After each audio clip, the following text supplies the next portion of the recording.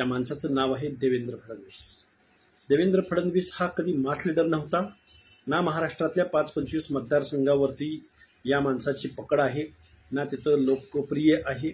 या माणसानं महाराष्ट्रामधलं राजकारणामधल्या सभ्य असभ्यतेच्या सर्व पातळ्यांचा एक खालचा दर्जा, खालचा कळस गाठलेला आहे। महाराष्ट्राच्या राजकारणामध्ये 2024 सालापासून मिस्टर देवेंद्र फडणवीस या माणसानं महाराष्ट्राच्या राजकारणातलं एथिक्स संपवलेलं आहे, व्हॅल्यू संपवलेले आहे। शिवसेना काँग्रेस राष्ट्रवादी बरोबर गेली म्हणून शिवसेनेच्या नावानं या माणसांनी प्रचंड महाराष्ट्रामध्ये रान उठवलं।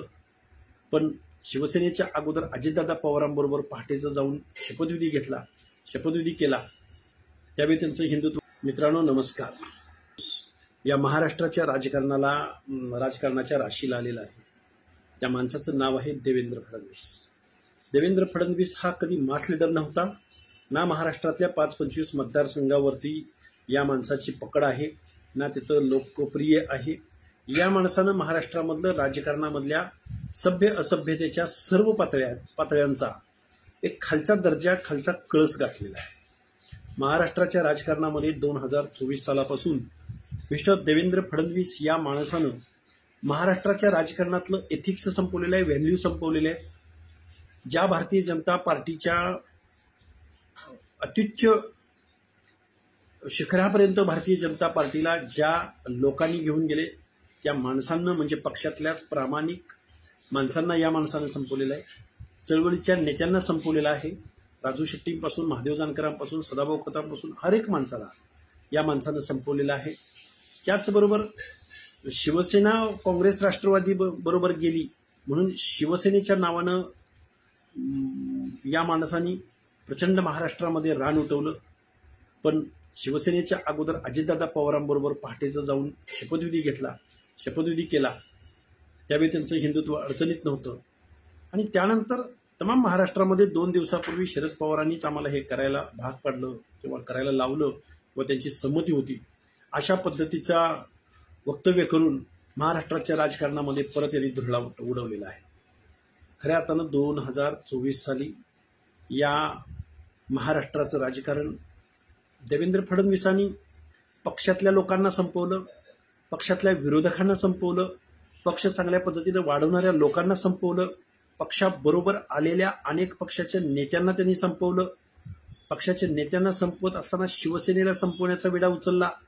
फक्त शिवसेनेला सत्तेवरून खाली खेचलं नाही, तर शिवसेनेचं नाव कसं जाईल, यांचं चिन्ह कसं गोठवता येईल, यांची सर्व माणसं इकडे कशी येता येतील हे बघितलं।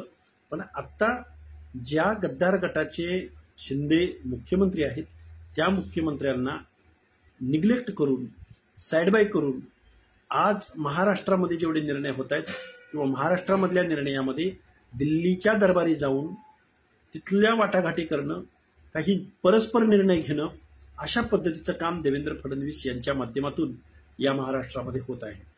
तमाम महाराष्ट्रामधल्या सर्वसामान्य जनतेला, तरुणांना अनेक रोजगार येथील बाहेर गेलेले आहेत।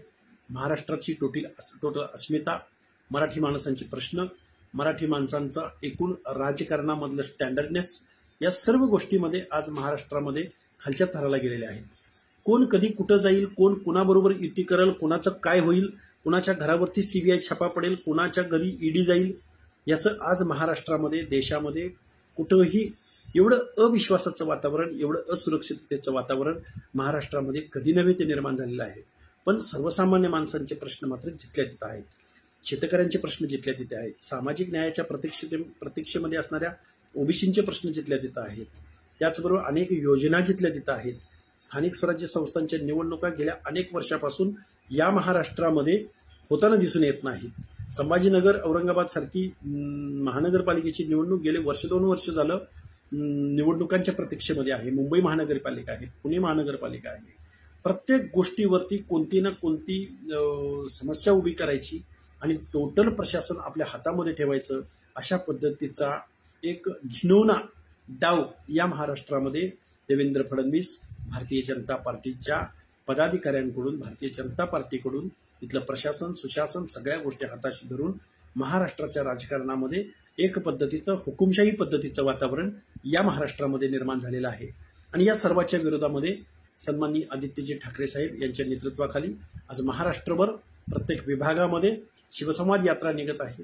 ते जनतेशी संवाद साधत आहेत आणि त्यांना महाराष्ट्रामधल्या जनतेचा उत्स्फूर्त असा प्रतिसाद मिळत आहे.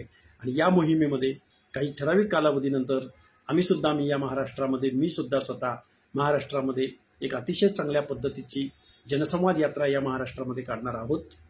तुर्तास धन्यवाद. जय हिंद, जय महाराष्ट्र.